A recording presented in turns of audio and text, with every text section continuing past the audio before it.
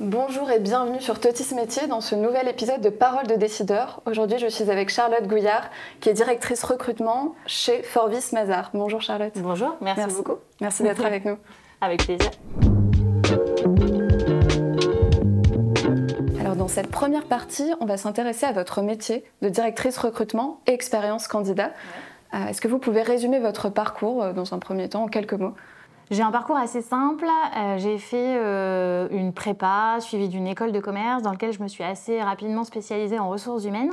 Et j'ai fait tous mes stages dans ce domaine-là, plutôt dans les domaines des relations écoles, du recrutement. Et j'ai fait un peu de projet en ressources humaines. Et en fait, je me suis assez vite rendu compte que c'était mon truc, le recrutement. C'est ce que je préférais faire, en tout cas. Aller à la rencontre, alors plutôt des jeunes dans mes débuts de carrière, puisque j'étais plutôt focus sur les stagiaires, les alternants et les jeunes diplômés. Donc j'allais à la rencontre des jeunes sur leur campus et puis je leur parlais de nos opportunités chez Forvis Mazars. Et puis après, j'ai évolué en effet dans l'équipe, à la fois sur la partie campus, puis sur la partie recrutement. Et aujourd'hui, j'ai la responsabilité de l'ensemble de l'équipe. Donc c'est une équipe de 14 personnes. Merci beaucoup pour cette réponse. Quelles sont les missions concrètes d'une directrice de recrutement ? J'ai envie de dire ma semaine est assez variée parce que j'enchaîne à la fois, j'ai des sujets bien évidemment liés à mon métier de recrutement pur et dur, donc je rencontre des gens en entretien, beaucoup. Je fais des propositions d'embauche, bien évidemment. Je passe beaucoup de temps aussi en réunion avec les équipes métiers pour comprendre leurs besoins, quel plan de recrutement ils vont avoir pour l'année prochaine, à quoi c'est lié en termes de business, etc., de leurs enjeux un petit peu de développement. J'ai aussi beaucoup de points avec mes équipes pour savoir un petit peu où elles en sont dans leur recrutement, ce qui avance, là où il y a des difficultés, ce qu'on peut mettre en place pour aller plus vite, pour voir les postes en termes de communication par exemple, etc. Donc ma semaine est assez variée et c'est ce que j'aime particulièrement dans mon quotidien, c'est qu'en fait aucune semaine ne se ressemble. Aujourd'hui je fais une interview, donc ça fait pas, je fais pas ça toutes les semaines. Alors quelles sont les différences entre une DRH et une DRE ? En fait, la direction du recrutement, c'est qu'un bout des ressources humaines, parce que moi, je m'occupe que de la partie amont, à savoir attirer les candidats, les faire venir chez Mazars pour passer des entretiens, les sélectionner et ensuite les faire rentrer chez nous. Et après, je passe la balle à d'autres directions qui sont plutôt sur la partie développement RH, toute la partie formation, etc.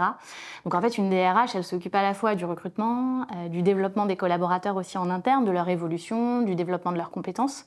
Elle va s'occuper de tous les sujets de rémunération, de tous les sujets administratifs, des sujets de paye.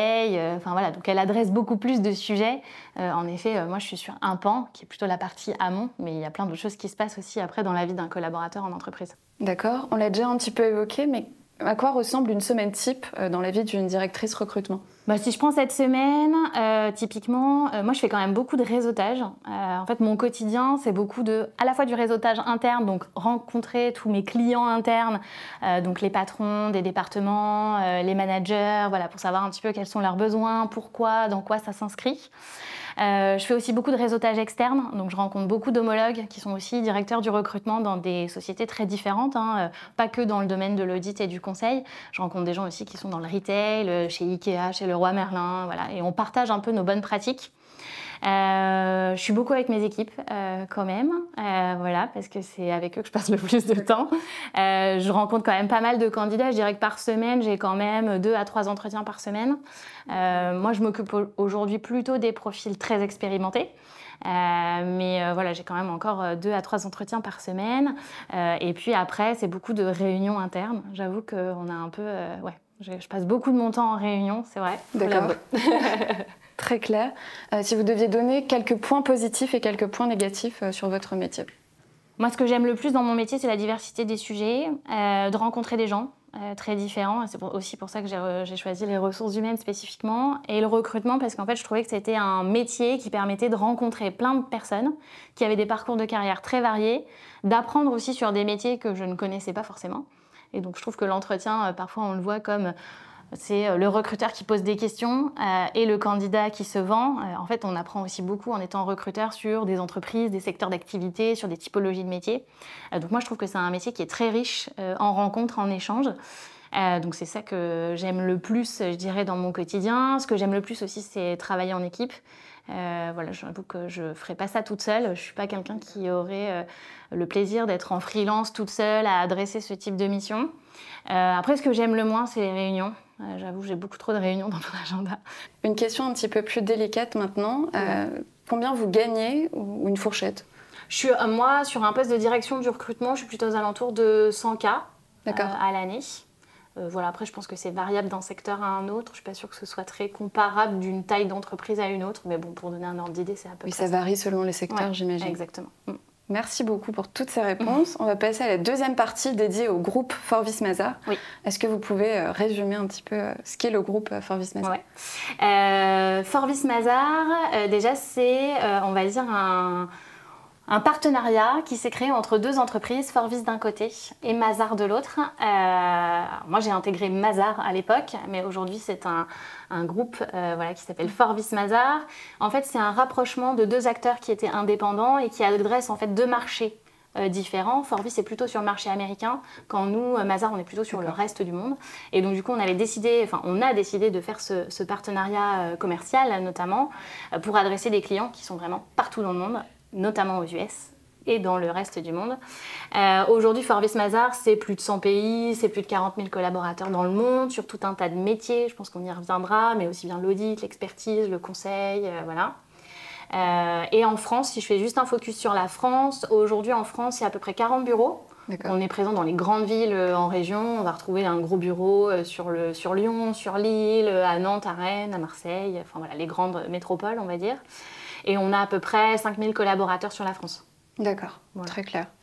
Quelles sont les grandes familles de métiers au sein du groupe Forvis Mazars? Alors, on a des métiers historiques du groupe Forvis Mazars, à savoir l'audit et l'expertise comptable. C'est les premiers métiers qui se sont développés chez Mazars, historiquement. On a ensuite développé d'autres expertises métiers au fur et à mesure du temps, notamment les métiers du conseil. En fait, l'objectif, c'était... On accompagnait nos clients sur des éléments très précis, comptables et financiers. L'idée, c'était aussi de pouvoir adresser d'autres sujets. En fait, parfois, comme on connaît très bien un client, on peut être en capacité de lui proposer d'autres choses une fois qu'on a terminé nos missions d'audit et d'expertise comptable. Et donc, l'idée, c'est de capitaliser sur tout ce savoir et de leur proposer des missions complémentaires sur la transformation de la fonction finance, sur de la digitalisation, en utilisant des nouvelles technologies, les accompagner dans une transformation. On fait aussi beaucoup par exemple, on a des entreprises qui changent de lieu, qui déménagent, qui partent d'un endroit pour aller dans un autre siège social. Donc, comment on accompagne tout ce process de transformation? On accompagne des gens dans la santé publique. Enfin, voilà. Donc, on est quand même assez large. On a des métiers en actuariat, où là, c'est plutôt de la couverture des risques dans le domaine de l'assurance et de la banque. Et on a également des métiers plutôt avocats, fiscalité, puisqu'on a une société d'avocats qui est adossée à Forvis Mazars. Et enfin, on a les métiers de la sustainability qui sont un peu plus récents chez Mazars et qui sont vraiment particulièrement d'actualité. Je crois qu'on en reparlera tout à l'heure. Mais on a aussi ces métiers-là qui sont un peu plus récents dans notre giron. Merci beaucoup. On va faire un zoom sur l'audit, si vous deviez définir l'audit. Oui. Alors en fait, nos métiers ont quand même beaucoup de choses en commun. Hormis le contenu de mission après qui change un peu, mais en tout cas ils ont un environnement de travail qui est assez commun. En réalité, quand on fait de l'audit, de l'expertise, du conseil ou quoi que ce soit, on est très proche du client. Enfin, notre objectif, c'est d'aller chez le client, se déplacer chez lui, aller à sa rencontre, comprendre ses enjeux, ses problématiques, ses actualités. Une fois qu'on a fait ça, on le fait en général souvent en équipe, on n'est jamais seul, donc on part tout le temps sur le terrain en équipe à plusieurs, pour mener ces interviews, prendre connaissance des informations du client, etc. Donc ça, c'est des choses qui sont très communes à tous nos métiers. Après, si je focus un petit peu sur l'audit, le métier de l'auditeur, en fait, c'est de s'assurer que toute l'information financière qu'on a sur une entreprise, elle représente bien la réalité de sa santé. Et donc, son quotidien, c'est d'aller, en effet, regarder un petit peu tout ce qui se passe en réalité dans l'entreprise en termes d'actualité et qui peut avoir des incidences sur la partie financière. Je ne sais pas, un investissement, un rachat de société, une nouvelle loi en fiscalité qui peut impacter telle ou telle chose, etc. Et en fait, ils vont aller regarder tout ça dans le détail, voir quels sont les impacts sur la finance et la comptabilité, s'assurer que c'est bien reflété dans les comptes, et si ça l'est, du coup, émettre à la fin une opinion. Et cette opinion, en fait, elle peut être de 3 ordres. C'est soit j'émets une opinion sans réserve, soit j'émets une opinion mais avec réserve. Je valide les comptes mais avec une réserve, soit je refuse de valider les comptes. Et en fait, cette information, elle envoie une information au marché et c'est là que prend tout le sens de notre métier en réalité, c'est que nous, on est des tiers de confiance. Notre objectif, c'est de dire au marché, financiers, investisseurs, fournisseurs, acheteurs, salariés aussi, que leur entreprise elle est en bonne santé, en tout cas que les éléments financiers reflètent la réalité de la santé de l'entreprise et c'est avec ça qu'ils font des choix après d'investissement, etc. D'accord, voilà. Très clair. Et selon vous, à quoi ressemblera l'audit dans 5, 10 ans, 15 ans ? C'est une bonne question. Je ne suis pas devin, mais du coup, je me dis que en fait, c'est un métier aujourd'hui qui va en tout cas profiter de la digitalisation, c'est sûr, mais comme beaucoup de métiers. C'est un métier sur lequel on faisait beaucoup de tâches. En fait, on est régi dans les métiers de l'audit et de l'expertise comptable. On est quand même régi par une réglementation comptable qui est extrêmement stricte et rigide et qu'il nous faut respecter. Donc, on a des diligences à respecter systématiquement. Et nous-mêmes, on est audité sur les missions qu'on peut faire auprès de nos clients. Et en fait, on se doit de respecter ces réglementations-là. Et parfois, il y a des travaux qu'on fait qui ne sont pas très intéressants, mais qu'on est obligé de faire pour répondre à ces diligences. Et en fait, ces travaux-là sont facilement automatisables. Je vous donne un exemple. Par exemple, on a des collaborateurs qui font un peu ce qu'on appelle, nous, les rapprochements bancaires. Donc, ils vont s'assurer qu'on a bien les factures et que ça se reflète bien dans le compte bancaire. Et ils vont juste faire du match pour s'assurer que ça se reflète bien l'un dans l'autre. Ça, c'est pas très intéressant intellectuellement, on va se le dire. En fait, aujourd'hui, on a plein d'outils qui permettent d'assurer ces rapprochements bancaires de manière automatique parce qu'on a un numéro de facture et du coup, ça se reflète dans les deux entités. Et donc, toute la partie digitalisation, intelligence artificielle, outils et tous les métiers de la data vont nous permettre d'automatiser un certain nombre de tâches pour pouvoir se concentrer sur des tâches à plus forte valeur ajoutée où là, on va apporter plus une expertise d'analyse. D'accord. Et du coup, on va aller plus loin sur cette analyse-là. Donc ça, c'est plutôt intéressant pour nous, enfin pour tout le monde, bien évidemment. Et puis après, la partie data qui va nous permettre... Aujourd'hui, l'audit, on ne peut pas aller regarder toutes les factures d'une entreprise. Quand on va chez un client comme BNP Paribas, clairement, on ne peut pas aller regarder toutes les factures de BNP Paribas, ce n'est pas possible. Donc on fait ce qu'on appelle de l'échantillonnage. En fait, on va aller regarder certaines factures et on va s'assurer que cet échantillonnage représente une exhaustivité, enfin on le déduit. Aujourd'hui, avec la data et tous les flux informatiques, parce que tous nos clients sont équipés de logiciels informatiques, en fait, la data, elle va se retrouver à un seul endroit et du coup, on aura l'exhaustivité de la donnée sur l'ensemble des factures, sur tout ce qu'il y aura, ce qu'on n'était pas capable d'adresser aujourd'hui. Et donc, du coup, notre opinion sera encore plus juste et plus exhaustive et nos analyses encore plus poussées. Donc, ça rend aussi le métier plus riche. D'accord, très clair. Merci beaucoup. On l'a un petit peu évoqué tout à l'heure, mais en quoi votre groupe est au cœur de la transformation durable ? En fait, il y a deux aspects pour moi. Il y a bien sûr un aspect client. En fait, il y a une directive européenne qui est venue demander aux entreprises de publier des rapports extra-financiers pour montrer ce qu'elles faisaient en matière de RSE, à la fois sur les sujets écologiques, enfin, environnementaux, en sujet de diversité, etc. Et donc, elles ont une obligation de publication de rapports. Et qui mieux que des gens qui regardent un peu les données extra-financières et qui déjà émettent des rapports et des opinions pour faire cet audit-là, un petit peu des pratiques extra-financières. On avait déjà une équipe qui s'occupait de ça, mais qui était assez petite, elle était plutôt à taille humaine. Aujourd'hui, comme cette directive européenne a rendu ce rapport obligatoire, de ce fait-là, en effet, ça fait partie structurante de notre courbe de développement. Donc, on va aller adresser des sujets, en effet, aller auditer les entreprises sur leurs pratiques extra-financières pour émettre un rapport à la fin et expliquer un petit peu aux parties prenantes ce qui est mis en place en interne. Mais notre objectif, c'est aussi de les conseiller, au-delà de ce rapport-là, c'est aussi d'accompagner les entreprises dans la mise en place d'indicateurs extra-financiers, de les suivre, de mettre en place des choses, des rapports de durabilité beaucoup plus conséquents. Donc on va aussi avoir cette partie conseil. Après, on a aussi une transformation interne, parce que c'est bien d'aller conseiller ses clients sur des sujets RSE, mais il faut soi-même être un exemple quand même sur le sujet. Alors, on n'est pas une entreprise extrêmement polluante, parce que nous, on fait de la prestation intellectuelle. Donc, voilà. Malgré tout, on a quand même des choses sur lesquelles on doit travailler. On se déplace quand même beaucoup chez nos clients, donc on a quand même un impact dans le cadre de nos déplacements parfois. Donc, il faut qu'on travaille sur ça. On a pas mal de sujets aussi liés à la vie de l'entreprise et à nos locaux. Donc, tout ce qui va être, bien sûr, l'électricité. Ça, c'est des choses sur lesquelles on travaille. Les déchets aussi dans le cadre de la cantine. Donc, on va aussi travailler sur notre impact et notre empreinte. On va aussi accompagner nos collaborateurs sur les trajets, tout ce qui va être la mobilité un peu plus verte aussi pour venir au bureau. Donc en fait on attaque les deux pans, à la fois le pan interne sur lequel on a déjà mené pas mal d'actions, parce qu'on se doit d'être exemplaire aussi pour aller conseiller nos clients, et puis bien sûr on accompagne nos clients comme on le fait depuis longtemps sur cette partie en effet sustainability. Très clair. Quelles sont les filières tendances dans le groupe en termes de famille de métiers qui attirent le plus de candidats ? Alors, qui attire le plus de candidats, ça reste l'audit, mais parce que c'est nos métiers cœur de cible. Même si c'est de moins en moins vrai avec le temps, mais ça reste quand même là où on reçoit le plus de candidatures. Mais c'est parce que là, c'est sur ces métiers-là qu'on est le plus connus.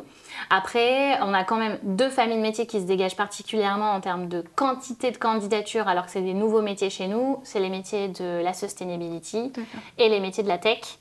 Donc tout ce qu'on va retrouver sur la partie data et les métiers de la cybersécurité, qui vont être des métiers qui sont particulièrement aujourd'hui attendus chez nous et sur lesquels on a quand même beaucoup de candidats. En tout cas, on a un enjeu très fort de visibilité et on a un enjeu très fort de recrutement, en tout cas sur ces 2 métiers-là. D'accord. Et à contrario, quelles sont les filières les plus en tension ? La tech reste un métier en tension quand même, parce que tout le monde se les arrache sur le marché. On va dire, toutes les entreprises ont besoin de data scientists, data analysts, data engineers, des gens en cybersécurité. Voilà, c'est des choses qui sont très importantes dans les sociétés, quel que soit le secteur d'activité. Et je pense qu'il n'y a pas assez d'étudiants qui sortent encore de ces formations-là pour voir toutes les offres qu'il y a sur le marché. Donc on a quand même une tension marché qui est très forte sur ces profils. Et après, on a les métiers de l'expertise comptable sont aussi des métiers assez en tension où il y a beaucoup plus d'offres qu'il n'y a de candidats qui sortent de formation. Typiquement, ça va être des profils qui font des parcours universitaires type DSCG, le diplôme supérieur de compta, ou alors des profils qui font des masters comptabilité, contrôle audit en université ou en école de commerce. Là aussi, on sent qu'il y a un petit peu plus de tension. Ce dernier particulièrement parce que ce pas des métiers qui sont toujours attractifs, en tout cas sur lesquels on a des a priori très forts. L'audit en fait partie aussi, qui desservent un petit peu à la profession. D'accord, très clair. Merci beaucoup. On va passer à la 3e partie dédiée à l'expérience salariée au sein du groupe Forvis Mazars. Quels sont les gros atouts pour un salarié du groupe Forvis Mazars ? En général, ce qu'ils viennent chercher chez nous spécifiquement, ça va être, contrairement peut-être à d'autres acteurs du marché, ça va être une entreprise à taille humaine.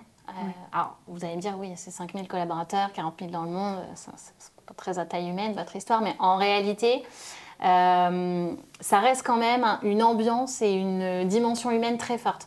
En fait, chez Mazars, on a un mojo, je ne sais pas si on dit ça comme ça, mais qui dit c'est l'humain en premier et le process en deuxième. Et donc du coup, comme on a ce mojo-là, tous les gens se disent qu'en fait, on doit rester à taille humaine, on doit avoir cette proximité entre les gens. Et donc, ce qu'ils viennent chercher en général, c'est ce côté un peu aventure humaine de « je viens dans une entreprise qui est à taille humaine, qui considère les gens en tant qu'individus, je ne suis pas noyée au milieu de tout le monde ». Donc en général, ils viennent chercher ça. Il y a une certaine proximité avec les managers, etc. Alors qu'ils peuvent avoir quand même un peu d'écart d'âge, mais pour le coup, on a cette proximité managériale qui est très forte. Ils viennent aussi chercher, je pense, le côté un peu « je fais un parcours à la carte ».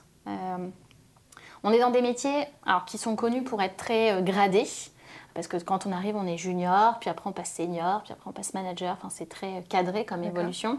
Malgré tout, on n'est pas organisé encore comme une usine à gaz avec des silos, des départements très précis. Chacun fait les choses de son côté. Donc les collaborateurs peuvent aussi bien commencer en audit, ou en expertise comptable, ou en conseil, puis bifurquer vers un autre métier, la sustainability par exemple, ou la tech. Voilà. Donc ça, ils peuvent choisir, ils peuvent avoir ce luxe de choisir un petit peu le parcours, ce qu'ils ont envie de faire. Et nous, on les accompagne au mieux dans ce choix de parcours, bien évidemment, avec des formations. Voilà. Mais au-delà de ça, ils sont quand même très acteurs et ils ont cette possibilité d'être très acteurs dans leur quotidien. Et puis aussi un peu une entreprise un peu moderne, dans le sens où on écoute nos salariés, on se préoccupe beaucoup des attentes des nouvelles générations et de comment l'entreprise elle doit s'adapter aussi à ces attentes-là. Et donc, en général, on est quand même reconnu comme une entreprise qui est assez moderne dans le sens, le télétravail, il existait bien avant le Covid pour tous les collaborateurs. On a, alors même si je ne suis pas sûre que ça parle à votre public, mais on a mis en place des choses pour la parentalité, on a des congés sabbatiques qui sont payés à 50%. Voilà, donc tous les sujets un peu d'équilibre de vie dans l'entreprise, etc. Voilà, c'est des sujets qu'on adresse beaucoup et sur lesquels on est assez pionniers. Donc je pense qu'ils viennent aussi chercher ça. D'accord. Justement, pour vos futurs stagiaires sortis de grandes écoles, en tout cas en grandes écoles ou universités, à quoi ressemblera leur expérience au sein du groupe ? Ça va être plein de missions différentes. Donc, ils vont voir à la fois des clients grands comptes, des petites ETI, voilà, un peu partout en France parce qu'ils se déplacent quand même beaucoup. Ils vont avoir des interlocuteurs chez le client très variés, du directeur général au directeur financier, au comptable. Voilà, donc, ils vont avoir des interlocuteurs variés. Ils vont beaucoup se déplacer en équipe, donc ils vont avoir un vrai quotidien de travail en équipe, répartition des tâches, coordination de chacun. Donc ça, c'est très important. Je pense qu'ils vont avoir aussi le côté, alors ça, voilà, ça revient à la dimension humaine, mais ce côté travail en équipe, c'est aussi la bonne ambiance dans une mission. En général, quand ils partent en région, je sais pas, ils passent une semaine chez un client voilà, à Nice. Voilà, ça leur permet aussi d'être soudés, de se retrouver dans des temps aussi plus informels, autres que le moment de travail. Et donc, du coup, ils aiment bien cette partie-là. Et puis, je dirais, ce qu'ils vont aussi faire, c'est apprendre. En fait, moi, je dis que nos juniors sont souvent un peu des éponges, c'est-à-dire qu'ils sont là pour engranger un maximum de connaissances. Et après, du coup, ils pourront les servir au mieux. Peut-être pas tout de suite, mais en tout cas dans un temps d'eux, voilà, les resservir à nos clients voilà, à travers des supports, des livrables divers et variés. Voilà. Mais ils sont là pour engranger un maximum de connaissances. Et en général, nos métiers sont quand même assez intéressants pour ça. C'est que quand ils viennent en audit, en conseil, en expertise, ils viennent chercher de la responsabilisation rapide, parce qu'ils sont assez exposés face aux clients, même très très jeunes. Ils viennent chercher l'apprentissage continu. Voilà, et ils viennent chercher le côté culture un peu d'entreprise, enfin le côté culture business, parce qu'ils voient tellement de clients différents qu'en fait ils ont après une culture de ce qui peut exister dans les entreprises en termes de fonctionnement qui est très riche. D'accord, de façon pratique, donc il y a une partie déplacement et une partie un peu plus télétravail, j'imagine. En fait, dès qu'ils commencent leur stage ou leur alternance, déjà ils ont de la formation. Ils ont en général 2 semaines de formation qui est un temps qui est sacralisé dans leur agenda les 2 premières semaines pour apprendre les outils, la méthodologie du métier, la posture à adopter. Enfin voilà, donc ils ont ces 2 semaines-là qui sont sacralisées et après directement ils enchaînent, ils regardent, ils ont un planning qui est fait sur leurs 6 mois de stage ou leur année d'alternance pour dire tu pars 2 semaines chez BNP Paribas, puis après tu vas 2 semaines chez TF1, puis après tu vas 2 semaines dans une entreprise du vin. Puis après tu pars, etc. Et donc en fait ils ont leur planning comme ça qui se chevauche. Et à eux de dire, du coup, sur la mission BNP, je pars avec telle équipe, je vais faire tels travaux, c'est à Paris ou c'est pas à Paris, et voilà. Donc en fait, leur quotidien de stage, il est morcelé de plein de missions. Voilà. D'accord, ils sont rapidement plongés dans le bain. Après les 2 semaines de formation, ils partent directement chez le client avec l'équipe. Et en termes de rythme de télétravail, en vrai, ça dépend des missions, parce qu'il y a des missions qui vont être... en fait, le client n'a pas forcément d'espace pour nous accueillir, donc on y va de manière très ponctuelle pour des réunions. Et on revient ici pour travailler. Et du coup, l'organisation est un peu plus simple à faire chez soi, etc. Ça dépend si on est sur des temps de production, où là, on a peut-être plus besoin de se concentrer, donc d'être à la maison, c'est plus simple. Et parfois, on est sur des temps de collectif, où on met en commun, on partage tout ce qu'on a fait, les travaux, et du coup, on écrit une synthèse. Donc là, c'est plutôt un temps où on se retrouve ici. Enfin, voilà. Après, ça dépend de la mission et d'à quelle étape on est, et du type de client. Mais voilà, ils auront à la fois des temps synchrones et asynchrones, quoi. D'accord, très clair. Et selon vous, quel est l'atout différenciant du groupe Forvis Mazars par rapport à d'autres groupes d'audit, de finance ? C'est ce que je disais au début, c'est l'aventure humaine. Ouais. Voilà, ça c'est quelque chose qui est très fort, la proximité managériale, le côté... je vais vous donner mon exemple, après je ne suis pas dans les métiers techniques, mais donc moi je suis arrivée en 2012 chez Mazars, au RH. J'ai participé au séminaire d'intégration avec tous les jeunes qui étaient là en même temps que moi et on prenait tous notre premier emploi. Et 12 ans après, voilà, les personnes que j'ai rencontrées chez Mazars à l'époque, du coup, sont devenues mes amies dans la vie. Et donc, voilà, j'ai gardé mon groupe d'amis Forvis Mazars du coup depuis. Et donc, cette aventure humaine, elle va au-delà en fait du travail. C'est au-delà d'être le bien-être dans l'équipe et d'aimer partager avec les gens, d'avoir une bonne ambiance. Elle se retrouve aussi à l'extérieur. Je pense qu'ils viennent chercher ça. Et le côté aussi un peu... une grosse entreprise, mais qui n'a pas les désavantages d'une grosse... Enfin, c'est un grand groupe, mais on n'a pas les désavantages du grand groupe avec cette organisation très silotée, beaucoup de process, des temps de décision qui sont très longs.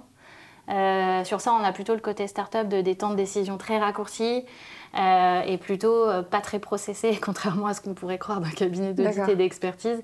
Et donc, une capacité à pouvoir intervenir sur plein de choses. En gros, chez Mazars, il suffit d'être curieux. Et quand on est curieux et proactif, en général, ça se passe bien. Donc des possibilités d'évolution assez on a des gens qui font de l'audit, qui sont venus au RH, on a des gens qui sont arrivés en expertise comptable, qui sont partis à l'international développer un bureau. En fait, il y a plein de possibilités de développement, il faut juste les saisir quoi, et avoir envie. Très clair. On va parler du recrutement. Comment se démarquer sur son CV, sur sa candidature en général? C'est pas évident parce qu'on est sur des métiers qui sont qui sont souvent des métiers qu'on apprend en entreprise et qu'on n'apprend pas trop à l'école. Donc nous, dans ce qu'on va regarder dans les CV, c'est pas forcément des compétences techniques précises. On ne demande pas à un stagiaire de savoir tout le plan comptable général par cœur, de savoir faire une mission d'audit de bout en bout. En fait, ils sont là pour apprendre. Donc en fait, on va plutôt regarder la cohérence du parcours. Donc voilà comment il a articulé un petit peu les études, un peu les stages, les expériences professionnelles. On va beaucoup regarder l'extrascolaire parce qu'on aime bien. Ça permet un peu de distinguer une personnalité de quelqu'un qui est très curieux parce qu'il va s'intéresser, je sais pas, à l'art, à la littérature, qui a beaucoup voyagé, des gens qui font beaucoup de sport. Enfin voilà, ça détecte, en tout cas ça donne des pistes de personnalité. Ça les valide pas, mais ça donne des pistes de personnalité qui peuvent être intéressantes. Donc moi je dis souvent, surtout n'occultez pas cette partie du CV qui est assez précieuse. On va plutôt regarder ça et après on va regarder bien sûr la forme un peu du CV pour s'assurer que c'est quand même un peu travaillé, pro, rigoureux, adapté à notre secteur. C'est sûr qu'un candidat qui postule chez Mazars et un candidat qui va postuler en marketing dans une agence, en communication dans une agence de com, le CV va pas du tout être le même. Nous, c'est très formalisé, il y a des bullet points, voilà, c'est très précis. Alors dans une agence de com, ça va être un peu plus original. Il va y avoir plus de couleurs, il va y avoir plus de formes, plus d'attention à la mise en forme. Nous, c'est un peu plus standardisé.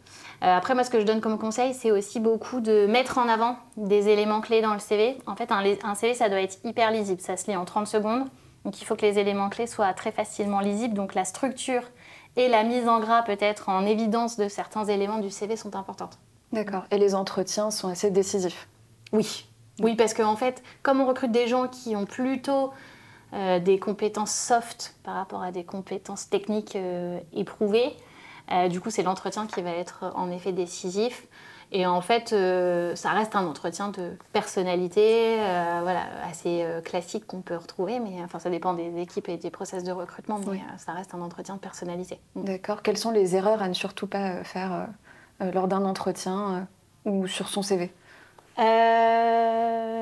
Lors d'un entretien, ça serait mentir, même sur son CV, mentir sur son CV et du coup mentir en entretien, en général, c'est pas forcément conseillé parce qu'en fait, ça se sent très vite parce que le rôle d'un recruteur, c'est de creuser. Donc, il va poser une première question et puis après, il va utiliser la fameuse technique de l'entonnoir pour aller chercher l'information principale. Et du coup, à partir du moment où il y a quelque chose qui n'est pas vrai, très vite, l'entonnoir se réduit. Et en fait, on s'en rend compte assez vite. Donc tout ce qui va être maîtrise des langues, s'inventer des expériences, etc., ça vaut mieux éviter parce qu'en fait, tout ce qui est dans le CV peut être questionné par le recruteur et va être creusé. Et donc du coup, il faut quand même être très attentif à tout ça. Voilà, je dirais que c'est le conseil principal, être soi-même, quoi. Il ne faut pas avoir peur d'être soi-même. Un candidat, une entreprise, c'est aussi un match des deux.